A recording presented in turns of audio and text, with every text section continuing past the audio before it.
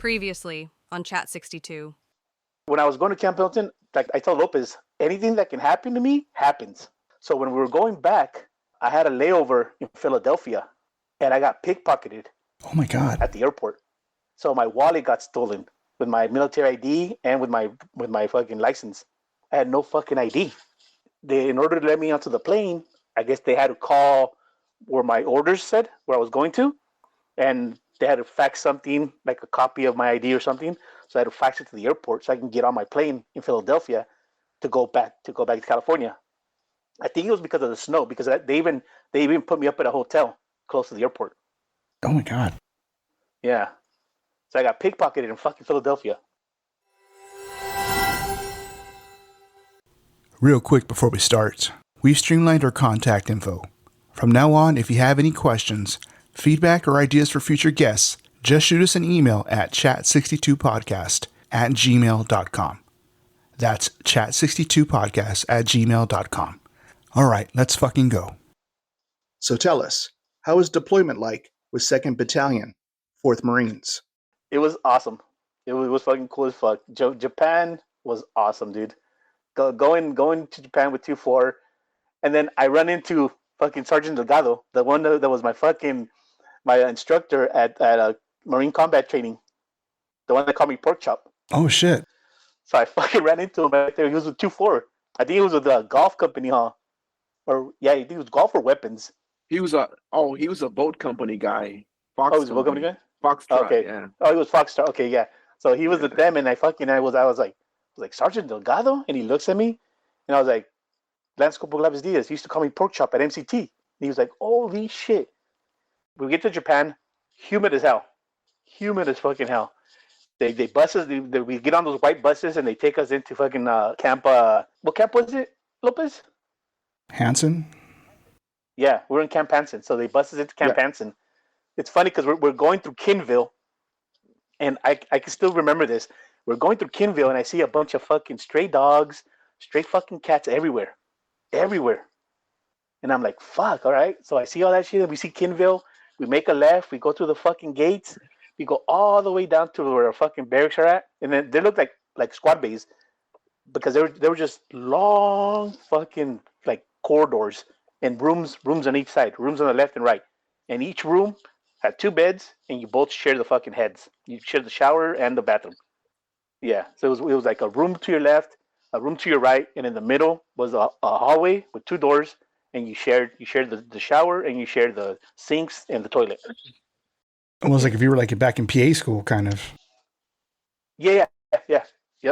It was almost like on PA school, but these were only like story. No, was it 2 or 3 stories? 4 stories high, I think.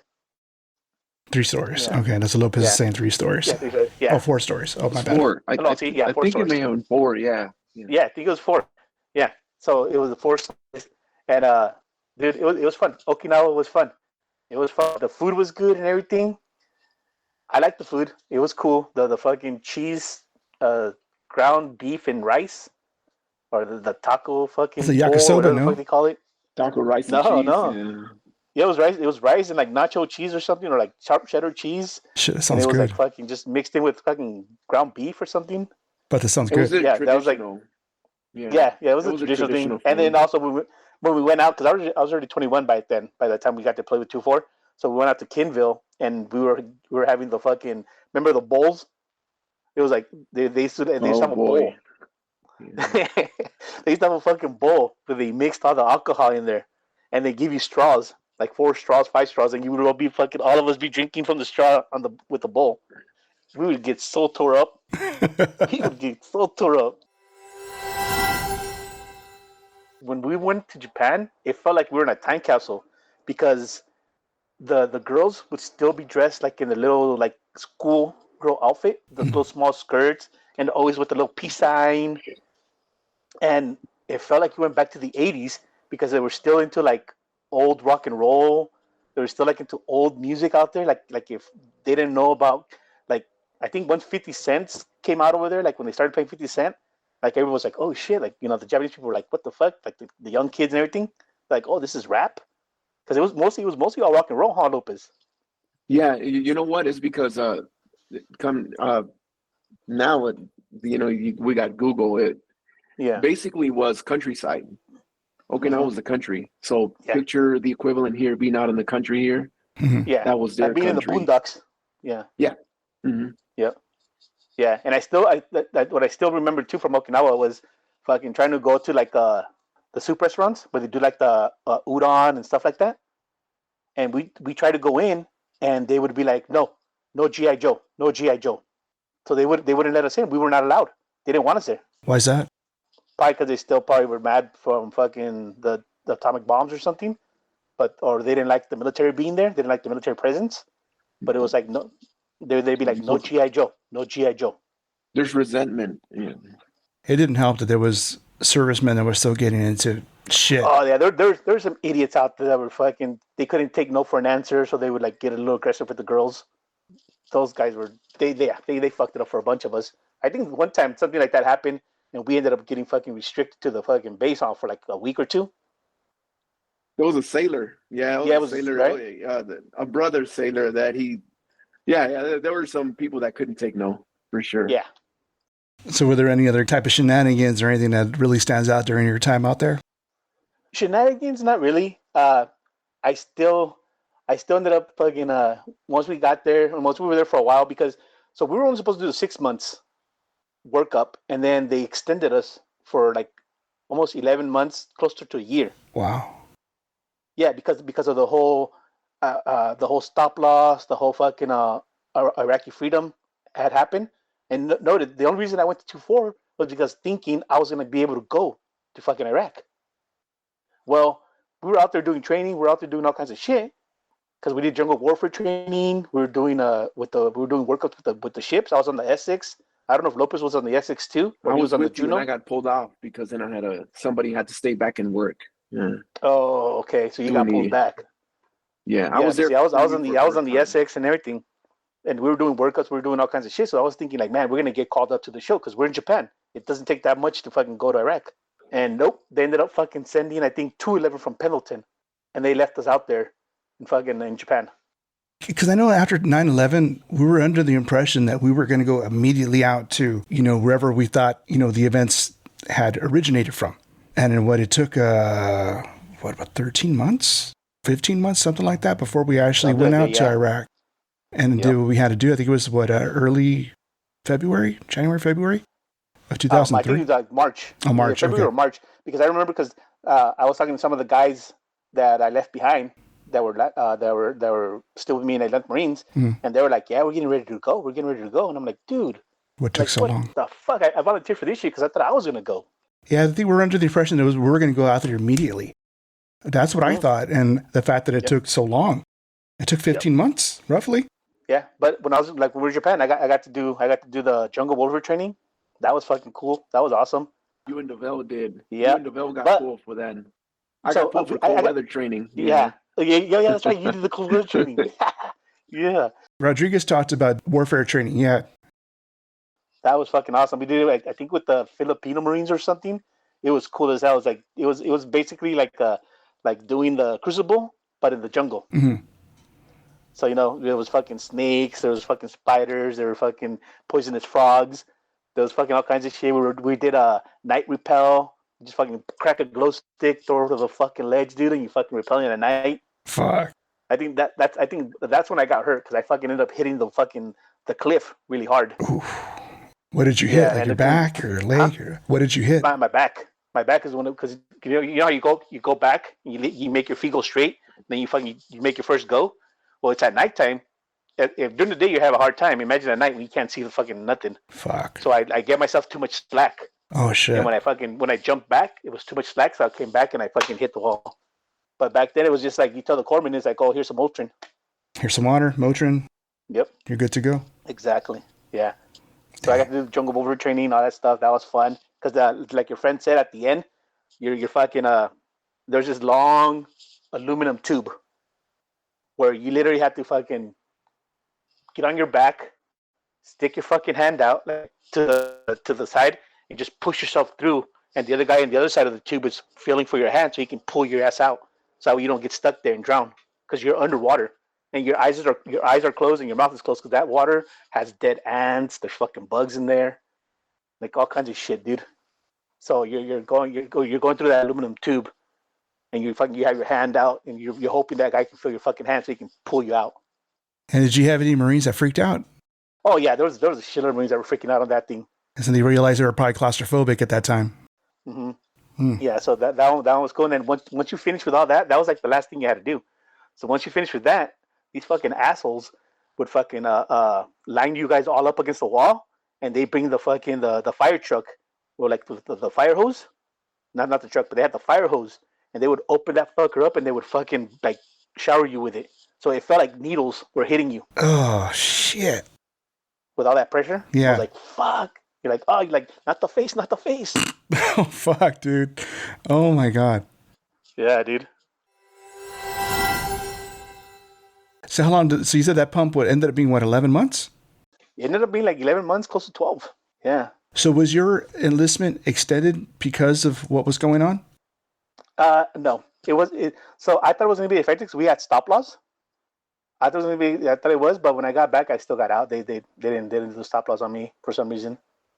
But before we even talk about going back, because we were there for so long, I got to do a whole lot of shit, good cool shit. I don't know if Lopez did or not, but I remember because I was on the Essex, I got to go to Guam.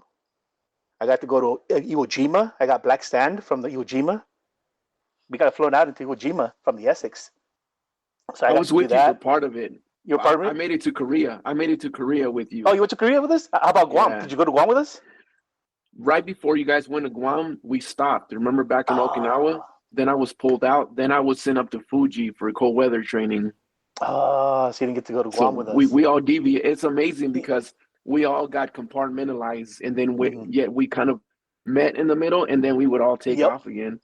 Yeah, it's something, definitely a lifetime experience. And I think we got to do all that cool shit because we were there for longer. If it would have just been just a 6-month pump, I don't think we would have been doing all the stuff we did. They were almost going to send me with Fox Company, with a boat company, out doing boat raids.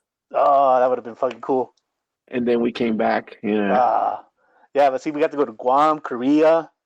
Yeah, we had to do all that cool shit, dude. Then Fukuoka, we came back to Fukuoka. That was fun. Yeah, we had to do all that cool. And then me and Castro, for some reason, battalion fucking decided to do like a soccer tournament.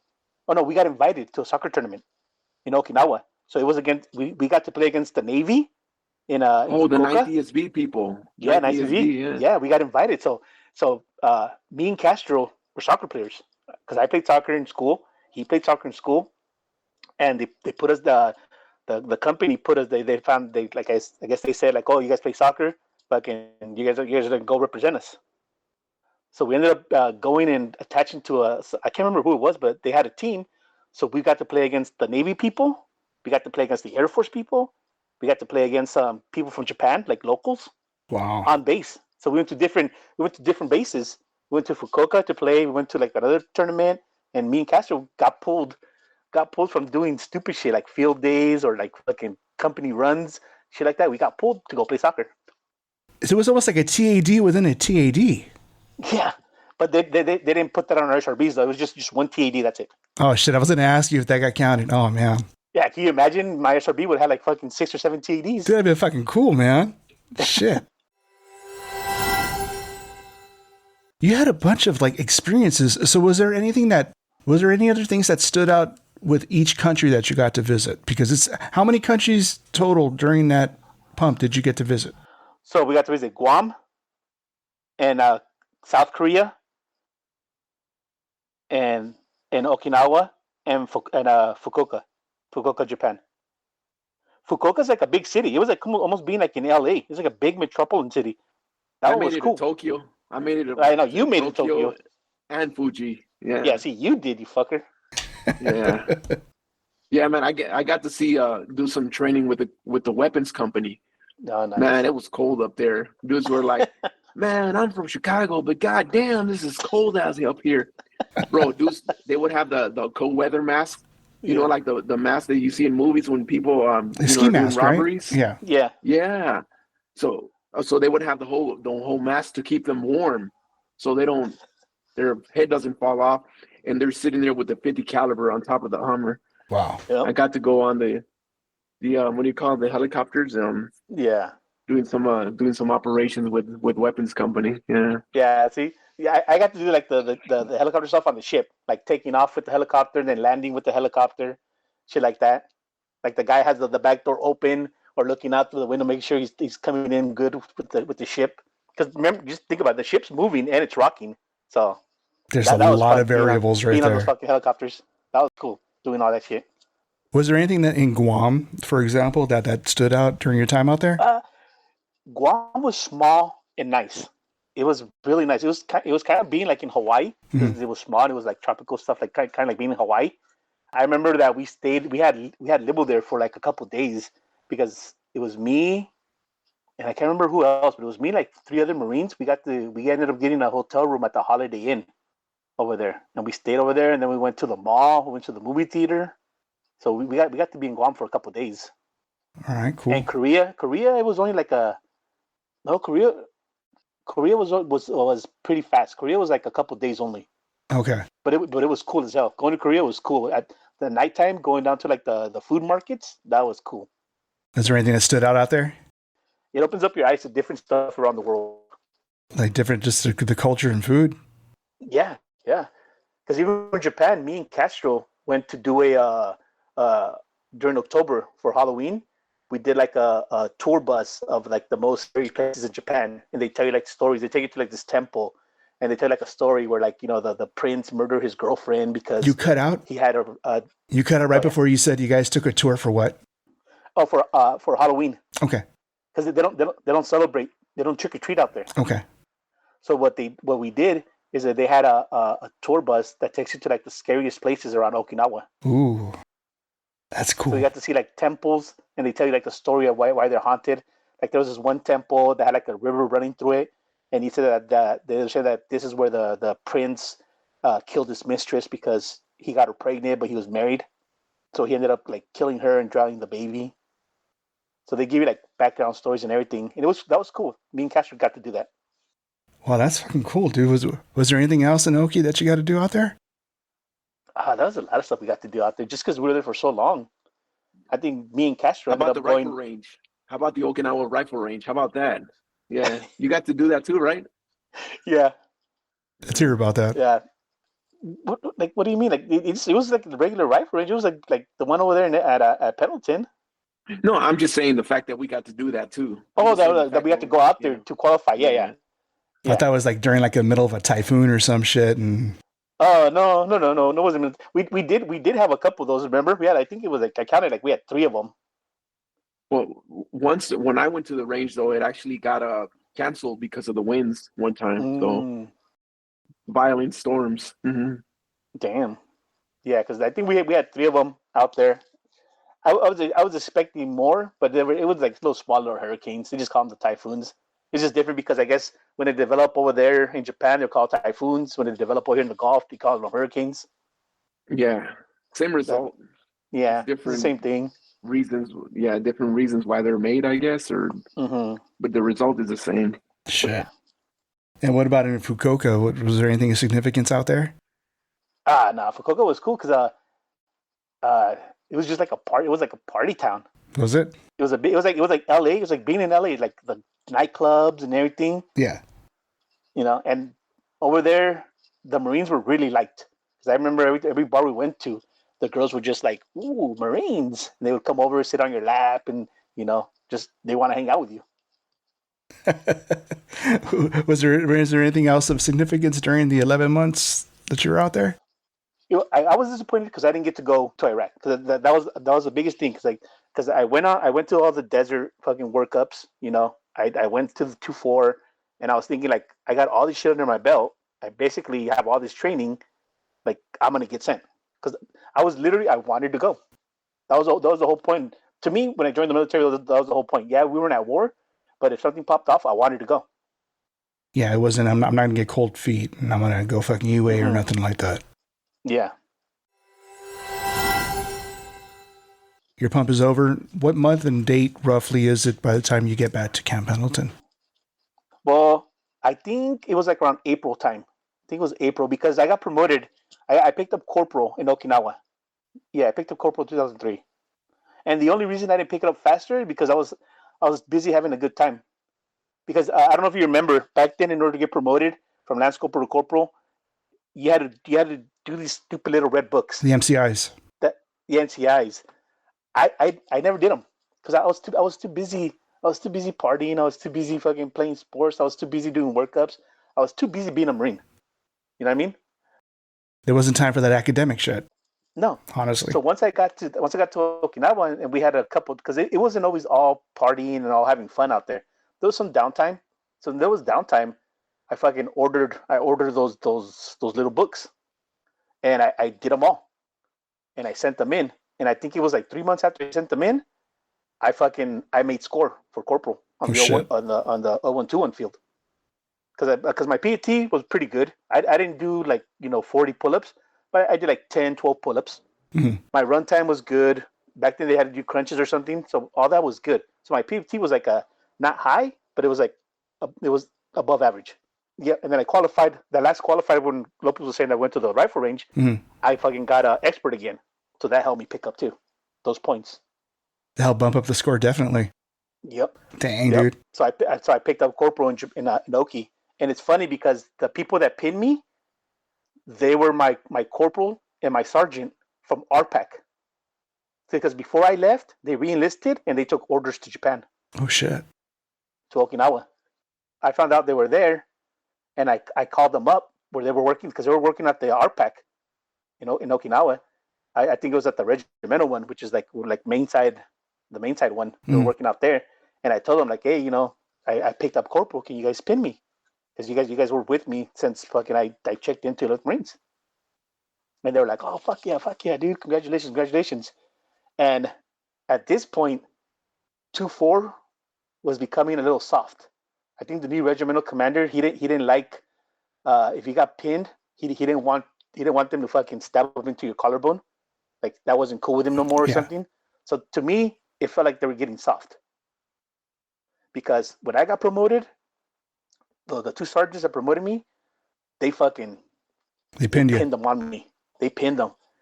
And I didn't notice it at the time. I think Lopez and DeVoe told me because once they pinned me, I had to go to a main site to go take care of some fucking some admin shit. Mhm. I had to go to dispersing to go turn in some checks because we had got back from ship and we had extra money.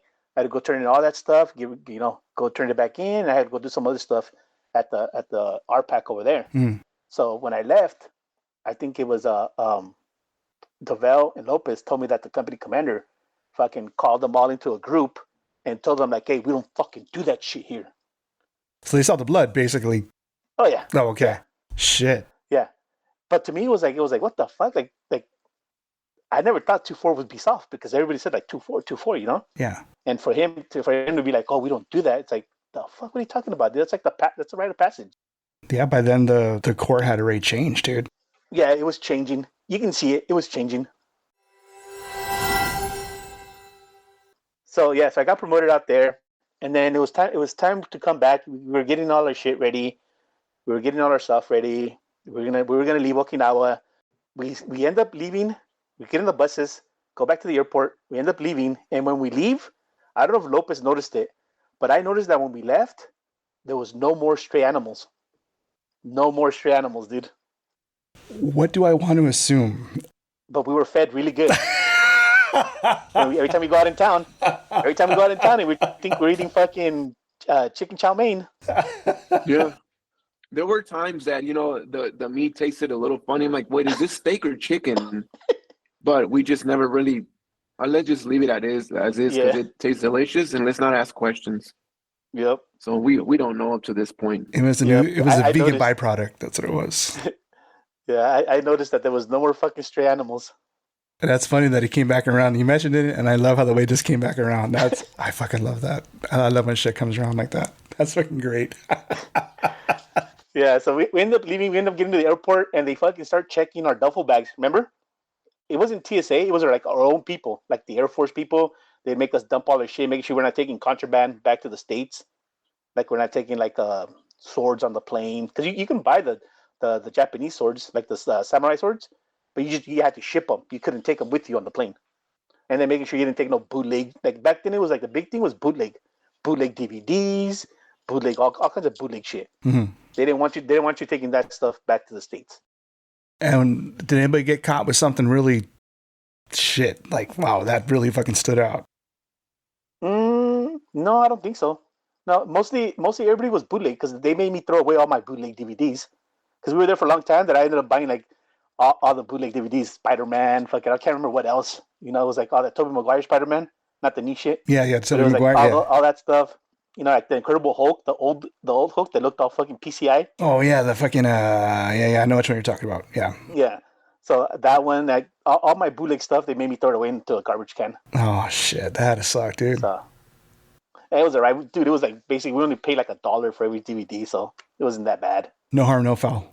Nah. So it was just shit like that. And then it's funny too because when we were coming back, there was a couple units that left before us, and I think Lopez remembers this. There was a couple units that left before us to go back to Pendleton. Well, when they were coming back, since we were gone for so long, those motherfuckers got like a hero's welcome. There was like a fucking band. There was flyers like welcome home, this shit and that, this and that. When we got back, it was like a fucking ghost town. Nobody was there to even fucking receive us. Really? Yeah. There was no we knew something that happened because when we got back, when the buses pulled in, we can see still like the fucking balloons on the fucking fence. We can still see remnants of flowers. We can still see some of the posters that say welcome back. And we're like, you motherfuckers. They stole your fucking thunder. Yeah. It's like we were supposed to all come back together, not fucking one, you know? And to me that felt shady. That felt shady because it was like, dude, I thought it was all for one for all. Yeah, the brotherhood. Yeah, and then these fuckers come home early, like one day early, and then they fucking get this whole fucking hero's welcome, and then we get there and it's fucking just like, you know, the crickets. Fucking tumbleweeds just fucking... Yeah, and then as soon as we got back, since I wasn't part of 2-4 no more, I had to call out Spugas for the duty driver to come get me. And what's funny that hence this is when fucking Pugas is at fucking in Iraq. So Pulgas is a fucking ghost town. Oh shit. Pulgas is a fucking ghost town, dude. So what was it Everybody's like? in fucking Iraq. Everybody's in Iraq. There's only like a little bit of people left back. So when the duty driver comes and gets me, it's in a fucking old beat up Ford Ranger. So he puts my shit in the fucking back, and he sits in the front, and then his other duty sits in the front, and I got to sit in the back in those stupid little cockpit chairs. Oh So shit. I'm back there all fucking like this, all fucking tight, going to Pugas. Yeah. What was it like coming back to Ghost Town in Pugas? Dude, it was weird. It was fucking weird because when we got back, I think it was on a weekend too. Because when you fly out, you lose a day, but when you fly back, you gain a day. So I think we flew out on a Sunday, and when we landed back in Pendleton, when we landed back in the States, it was fucking Saturday. That's a mindfuck. Yeah. So I was fucked. I couldn't sleep at night because we've been out there for so many fucking months that it's a fucking 18-hour difference. So I couldn't. I think it was a sleep. Saturday, bro. Was it Saturday? I think we flew out on a Saturday, and then we got here on a Friday. Mm. Because I still remember people going home for the weekend. Oh, okay. You're talking about going home for the weekend, yeah. Yeah, see, and I had to go back to Pulgas because I was fucking TAD'd. Yeah, oh yeah, I remember that. Yeah, because Croft said that he couldn't give me Libo or nothing because I wasn't part of your guys' regimental pack. And we still had to detach too from 2-4 back to the pack. Mm-hmm. So yeah, so when I got to Pulgas, dude, it was a fucking ghost town. And my unit, our pack, when I got back, everybody's fucking brand new. The Purcels are new, different Purcels, bunch of fucking new faces that I don't recognize. I think there was only like 4 people that I still recognized that were there, and that's it. So how was that adjustment? It was hard. It was hard because you came into something new. Like I said, time doesn't stop. You fucking go on your fucking hump. You go on your fucking pump. Time doesn't stop. Time keeps going. So they had new fucking people come in. You know, new people take your fucking place. Pretty soon, you were just a memory. You were just a fucking memory. When you came back, then people were looking at you like, "Can I help you?" I'm like, "Yeah, I'm Corporal GlavezDiaz, dude. I fucking work here." And they're like, "What the fuck? Like, where you been?" And that's when one of the sergeants saw me, and hey, Peter, see, fucking, that's Corporal GlavezDiaz. You fucking talked to him at attention. I was like, oh fuck, dude. And that was one of my friends. That was one of my friends, the sergeant, dude. That fucking he checked that POC. I was like, oh, dude, come on. That's fucking funny. But since everybody was gone, I actually went. So everybody's gone, right? So I now, because I'm the corporal there. So we have the sergeant, me as a corporal, and I'm back at the SRB side. And then we have the new staff sergeant. He's a black guy, cool as fuck. Can't remember his name, cool as hell. And then we have the two Purcells. Fuller's still there, and we have a new one. I can't remember his name, Thompson or Johnson, something like that. But dude, it's all different. The girls are different. I don't recognize none of the girls that are there. Some of the guys I don't fucking recognize. So it was weird. And then the sergeant starts because he's like, okay, you're a corporal now. He's like, and I was gonna get out. They didn't. So since I was attached to 2-4, they fucked up my reenlistment thing. I wanted to reenlist. They fucked it up somehow because I was attached to 2-4. 11th Marines forgot about me because I was out there for too fucking long. So when it came up for my time to reenlist, they skipped me. That window passed. That window passed. Oh shit. So now I can't reenlist because my fucking MOS is full. Oh fuck. So I would either have to fucking go find a new MOS or get out and try to come back in as an 01 as a A1 re-entry. But if I came back like that, they were telling me like, oh, we can't guarantee you that you'll still be a corporal. You'll probably have to come back as a lance corporal and you can pick it up like in 3 months. And I was like, nah, fuck that. So you did have plans to reenlist? Yeah. But since I was out there having a good time, they fucking forgot about me. The Yeah. Marine Corps dropped the ball. Yeah. So they forgot about me, so I couldn't fucking reenlist. It wasn't even Because Marine Corps ball. Yeah, because I couldn't reenlist with 2-4 because I wasn't part of 2-4. So when I talked to Croft, he couldn't do nothing about it. The only thing he said, oh, you got to call your command. When I called RPAC, they're like, oh, yeah, we got you. You know, when it's time, you call us or we'll call you. Mhm. Well, I was fucking doing workups over there. I was on ship. I was fucking in Iwo Jima. I was in Guam. I was doing all this other stuff that I totally forgot to call them, but they also didn't call me. Shit. So how close were you to EASing when you arrived back to the RPAC? So we got back, Lopez, what, March, April? Oh, it was later than that. Because, Was it? Yeah, because I was past my EAS in August. Let's see, it was like July, I think. Shit. Okay, so it was probably Yeah, it was early June, July. Because it was right, early July right because, before yeah, the 2 year, right before the 12 months, right before the year mark of being deployed. Yeah, because my EAS was August. So I came in August 15th of 99. My EAS was August 16th. Because remember, it's 1 day after, 1 day prior. Shit, dude. So you were like, fuck, like what, month? I only had like a month left. Fuck. Yeah.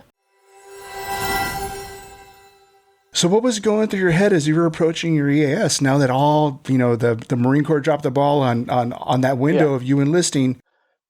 What was going through your head? So I didn't slack off. I didn't see it like, fuck the Marines or something like that. I didn't slack off. I still went. I still did I still did field days. I still helped out the Marines, the guys at the pack. I still helped them out.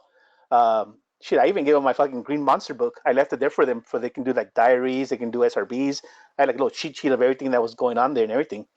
And I left all that behind for them. I did a PFT before I left, and I died with the sergeant. I was doing room inspections.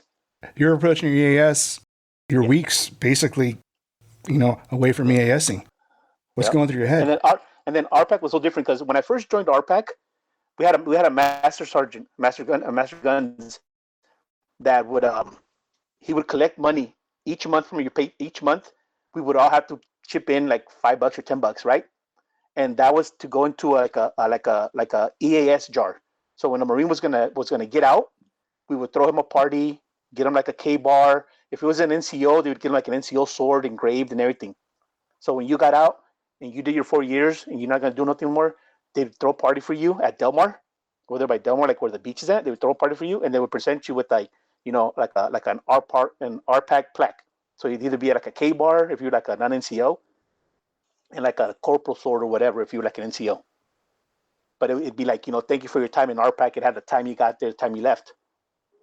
noticed that I was with RPAC the whole time, except for the last 11 months. So I wasn't contributing to that fund, right? Mm-hmm. Well, when everybody got fucking sent to Iraq, that shit stopped. So when I got back and I EAS'd, I didn't get shit. I didn't get a party. I didn't get a fucking plaque saying like, fucking thanks for your service or anything like that. I was just like I said, dude, it always happens to me. I just fucking went out the door. That's what happened to us. Same thing. Yeah. Like, where's my plaque? Oh, we don't do that no more. Yeah. And all the months that we pitched in, it just goes out the window. Yeah. Yeah. So they're like, you better get ready for next hump, or you're gonna be out. It's up to you. So I'm like, all right, if that's the case, then I'm gonna get out the day before the hump. Yeah. So, it wasn't like welcome or thank you. Yep. And then since we were on deployment for so long, I had a shitload of fucking leave.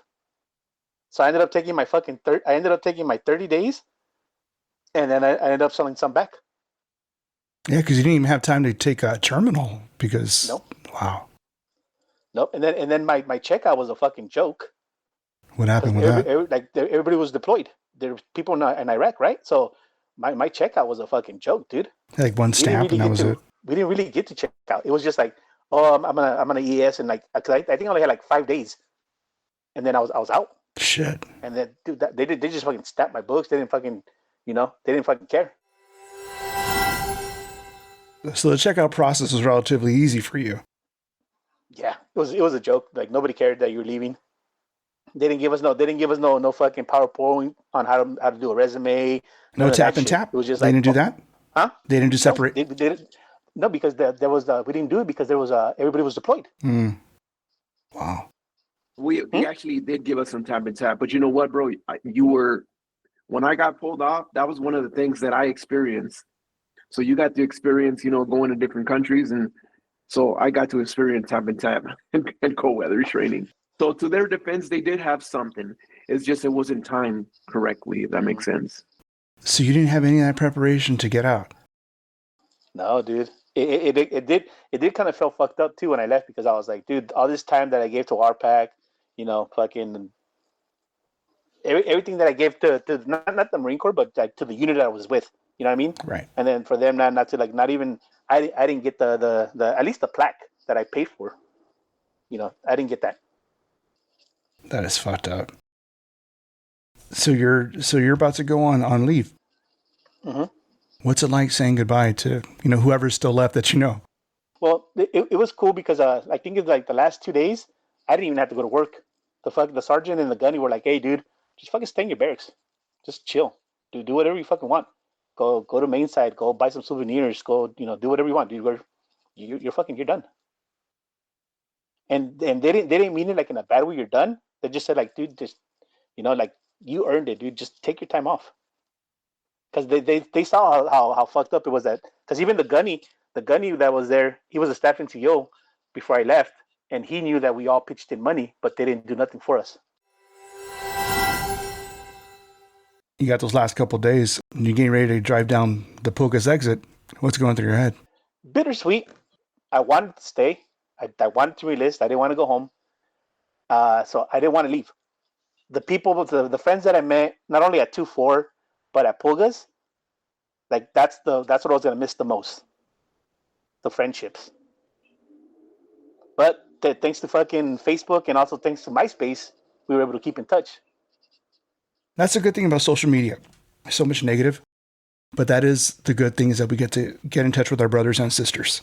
Mm-hmm. Whether it was good or bad, we do get to retouch with them. And I want to say, like, 99% of the time, it's like picking up right where you left off. Like that time never passed in between. Yeah. Like you're literally picking up where you left off. So that's that's the good part about social media. Yes. Yep. That's a good thing. And then, like I said, when I left, I just fucking got it, because by then I already had a car. So I just packed everything to my fucking car and I drove to Salinas. I came back home with my parents for like a couple months before I like got my own place and started doing my own life. But I came back home to Salinas. I was still getting my military checks, and yeah, once my EAS came up, then that was the last check I got, because they gave me a lump sum of the days that I sold back, and then they still paid me the 1st and 15th because of the last month that I was on leave. So that was cool. I got that money, and then I just started working with my dad. I started doing construction, back to construction. and I ended up joining the union. So I started doing union work, and fuck, dude, that's basically what I've been doing now. I'm a drywall finisher for the union, motherfucking. I'm a foreman, and pays good. I'm not a boot no more, so I'm not actually doing physical work. It's more mental now as a foreman. Yeah, it's a the Yeah, managerial role. Yeah. yeah. So you got to read the blueprints, fucking line people out, tell them what to do time cards. I'm basically like a fucking admin again because I'm doing not payroll, but I'm doing their time cards. I'm checking the hours that we have for that project. I don't go overboard. So it's like being admin again. It's infrastructure work that's available every 50 state. I mean, all states, right? All 50 states. Yeah. Is what I meant to Yep. say. He said blueprints, and I looked at Lopez because Lopez knew when I heard blueprints, my eyes perked up. It's an inside joke. Sorry. Let's talk about your first year out. What was your first year out of the Corps like? The first year, because I didn't know what to do when I like. I knew I was gonna go back to construction, but I don't know, dude. It felt like kind of like a little like depressed because I didn't go out on my own terms. So I started drinking a lot. For times I wouldn't give a shit about going to work because I just rather stay and fucking drink. So I fell into a funk for a little bit. And how did you get yourself out of that funk? My sisters, and then I started like some of the friends that took off in high school. They started coming back because they had jobs like right there where I lived in Salinas. So they started like I started playing like softball leagues. I started getting back into sports and working at the same time. So that's what helped me out a lot right there. Family and sports again. I started doing like the old like the beer league softball, the slow pitch with all the guys. I started doing that, and then I tried to do the VFW. I couldn't. VFW was too weird for me. It was like a bunch of older people, no young guys. So I felt like way out of place there. I didn't have no combat in me. You know what I mean? I wasn't like a combat marine, and they're talking about Vietnam and the first Gulf War, and I'm like, fuck. What do I can't bring shit to this table. Yeah, I think that's what kind of keeps me from joining a VFW is I don't have that resume either. And my shit, what am I going to talk about? Fucking CGIP? Fucking typing meal cards? I got nothing to fucking talk about. Yeah. Sorry, Lopez. I didn't mean to make your eyes perk up. but then when I talk to other Marines, but then when I talk to other Marines and I tell them my story, I tell them like all the shit that I did. And I show them my uniform with my ribbons and everything, sea service deployment, my NUC, my good conduct, everything. And I tell them the places that I fucking been. They're like, dude, like you did plenty. Like you didn't get to go because you didn't want to. Because I told them that I attached you for because I wanted to fucking go. Yeah. They're like, dude, you're still military, dude. Like you said, you set out what you wanted to do. Mm-hmm. And it wasn't your fault that, Iraq happened when it happened, but you were more than well prepared to go out when that call did, when and if that call did happen. Yeah. Yep. And that was all of us. That was all four of us with that mentality. Yeah. We just either we stay here or we just sign up and go, let's go, man. So we were all with the mentality that we were going to deploy to a combat zone. And that's why we did it. And that's what we attached 2-4. Yeah, and then I find out that once I got out, they fucking sent 2-4 to Iraq. That's when the whole Fallujah, Ramadi, and all that. And that's the following year, right? I think it was it the following year or was it like a couple months? It was like 6 months maybe. It was less than a year later. Yeah, it was less than a year. They got called back up. So it's like they come back from a fucking almost a year deployment, and then you only get like 6 months, and boom, they send it to the show. That happened quick. Yeah, and I was already out, so I was like, geez, see, there's another one like right there. I was already out, so I couldn't go. During that time, okay, let's say like the first year passes. Did it cross your mind to, maybe go to another branch, maybe join another branch? It did cross my mind. Like I was thinking about going Army. I was thinking about re-enlisting, going Army because I had a couple friends that were with me in RPAC that got out and they went Army and fucking they ended up making a 20-year career out of it, and they ended up being like E7s, E8s. I was making too much money. I was making way too much money, dude. I couldn't fathom leaving the lifestyle that I built for myself to go back to the military and making less money. It would be, in a way, taking many steps back. Yeah. Right. Yeah. Yeah. Because when I joined the union, dude, I think the first year that I joined the union, they started paying us like this was back in 2005 when I joined the union because I was working with my dad for a little bit. Yeah, so 2005 I joined the union. I think they started paying me like back then it was like $30 an hour. And in 2005, $30 an hour, that was a lot of money. Yeah, we were still paying what, $2 for gas back then? Yeah, I think so. Yeah, something like that. Yeah. Shit. Yeah. Now that you've been out, okay, so let's go ahead and fast forward. 4 years after the Corps. How were those years like for you? They were awesome because after I got out, I came back to Salinas, and it took me like I said, the first year I came back, I was I was being stupid, drinking, and then second year is when I started playing like sports and stuff like that. The third year, that's when I started reaching out to people that I went to high school with on not Facebook, it was at MySpace. Yeah, and then that's how I reconnected with my wife. Oh, really? I hit her up. I hit her up on MySpace, and I was like, "Hey, you remember me? We went to school together." And she was like, "Yeah, I remember you. You were the asshole." Like, why don't you listen to my profile music that's playing on MySpace? Let me know what you think. Yeah, yeah, right. And then she was like, "Yeah, you're the asshole." I was not a jerk, but I was like a clown back then. And I remember one episode was I think it was our computer teacher, Spanish teacher, allowed us to take water into the classroom, just water. You couldn't have anything else but water. She had a water bottle, and for some reason he fucking grabbed it and spit in it. And he's like, and then he told her like, "You can't bring nothing to my classroom." And then she tried to tell him like, "Oh, but you still can bring water." And then I just turned around. I'm like, "You're fucking stupid." So that's why she remembers me as the asshole. So with the advent of social media, you managed to meet your wife. Yep. Wow. Yep. And it's funny because she didn't like me in high school, and I really didn't know her in high school. I used her as MySpace to see if I can connect with other people that I knew. Because I think she was 1 year younger than me. So I was a senior. She was a junior. Yeah. So we ended up started hanging out, started dating, and fucking we've been together since. Now we have identical twin girls. They're 13. So. Congratulations. And how long have you two been married? Oh shit. Let me see. She's not around because she'll fucking smack me if I don't get it right. I want to say since 2007. Okay, so that's 18 years? Yeah. 18 years, right? Okay. Yeah, since 2007, yeah. Well, congratulations, man. Wow.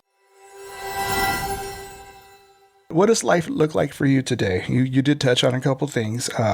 Your career, your passions, personal life. Yeah. What's going on with Darwin GlavezDiaz in 2025?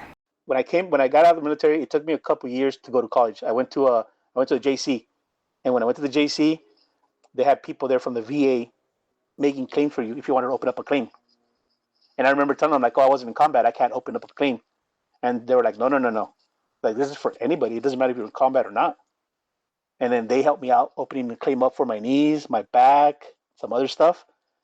I had a bad experience with the VA because they sent me to Palo Alto, and I got denied for everything. They were making a big fucking deal. Like they're saying like, "No, there's nothing in your books. There's nothing there saying you've ever been hurt.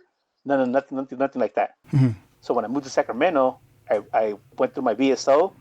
We opened up some claims, and then boom, now I'm at fucking 20% for tinnitus and my knees. And how long ago was that claim filed that you ended up getting the 20%? So the first time I opened up the claim, I think that was back in 2011. And then I got discouraged because they denied me for everything. Oh no, they denied me for everything, but they said I was at 0% service connected. Which doesn't make sense, but so I didn't know that if you had zero back then, I didn't know that if you had zero, you can fucking like after a couple months or a year or something, you can have them reevaluate your claim. So I didn't know that until I moved to Sacramento when my VSO opened up my claims again to reevaluate them, and then that's when they fucking gave me the percentage because it started being so many years and I still have those problems. If it means anything, and I'm sure, or I don't know if you know, but I do know a guy that's a walking CFR book that we're talking to right now. So, okay, good. I'm glad. I don't like to be told what to do. He knows. Now he knows. But he's been a blessing, Kevin. You've been a blessing being on my ass to go do what I got to do. And he got me up. And it was just not even him pushing me got me up to 20%. And I just got awarded actually a couple days ago, I just got the letter. And I know he's going to be there on my journey to see how far, my rating can get pushed up to. Oh, yeah. Yeah, he's been definitely the VA disability guardian angel. Yep. Thank you. And, dude, you're welcome. And I can't say thank you enough. So he's definitely that guy, like, he's, like I say, he's a walking CFR. Oh, yeah. Yeah, definitely. So that's cool, dude. I'm glad that you're in touch with him, that you've been in touch with him and then you guys have talked about, that particular topic.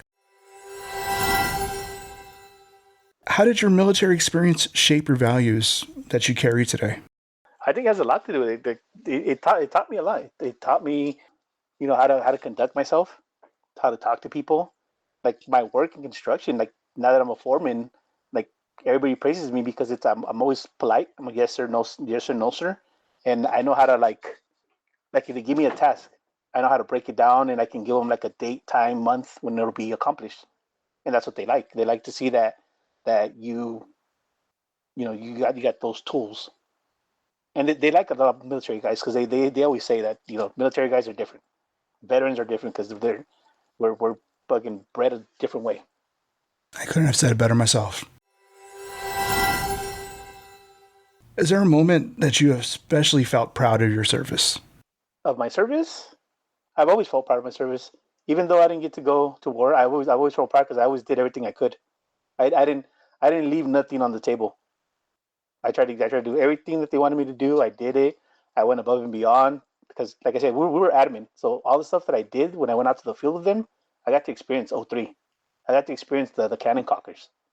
I got to do all that stuff. I got to be on helicopter going through the fucking canyon. I got to do the spider rigging, the fast rappelling down the rope. Like, tell me which other admin guys have done that. That's true. Very few. Looking back, is there anything that you would have done differently during your time in service? Yeah, I would have used my VA home loan when I was in service to buy a house and pay that house off with that fucking money I was getting from the military instead of blowing it on fucking girls and alcohol and pendejadas. We live and we learn, dude. Mm-hmm. What other lessons from the military currently stick with you? To hold yourself accountable. That the fucking the it's not just a saying. Semper Fidelis. Like you're always faithful. Be faithful to your brothers. Be faithful to other veterans. Fucking help out the people that can't help out themselves. Don't be a bully. Stuff like that. I like that. That's really cool. Thank you so much. You've given us over almost 3.5 hours of your time. Nice. It was just a pleasure to talk to you and to get to meet you. Kevin couldn't talk enough about you. So he was raving on about you. Yeah. Yeah, it was a fucking pleasure to talk to you, man. It was really cool, dude. Like, you're a fucking cool guy. And if I was up there, I'd fucking definitely fucking have a drink with you, man. Nice. Thank you. Same wise. And I'm still waiting for fucking Kevin to let me know that I can come visit him. Yeah, no, let's talk about that here soon because that's definitely a reality now. Yeah, for sure. Dude. We ain't getting any younger. Corporal Darwin GlavezDiaz, thank you for coming on Chat 62. Thanks for having me. Lopez, you got anything to say, man? Thank you, brothers. Thank you very much. And that wraps up the final chapter of Darwin GlavezDiaz's story. From Okinawa to coming home, his journey reminds us what it means to serve, to adapt, and to keep moving forward, even when the road changes. Thank you, Darwin, for sharing your story and your time with us. And to everyone listening, don't forget to follow Chat62 on Spotify, the Instagram, the Tickety Talk, and the Facebook for more stories from veterans by veterans. For Chat62, this is the Terminal Lance Corporal Eric Monarca. Until next time, stay the course and Semper Fi.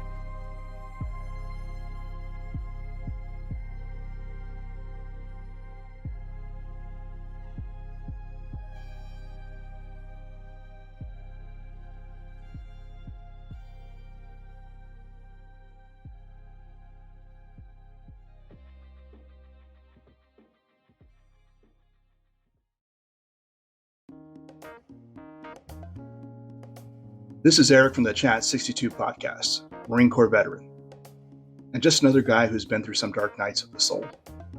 If you're struggling, I want you to know you're not weak. You're not alone. You're not broken. The truth is, a lot of us have been there. So if you're feeling overwhelmed, please just dial 988. It's free, it's confidential, and someone's there to listen 24/7. We need you here. The road's better with you in it. Stay the course.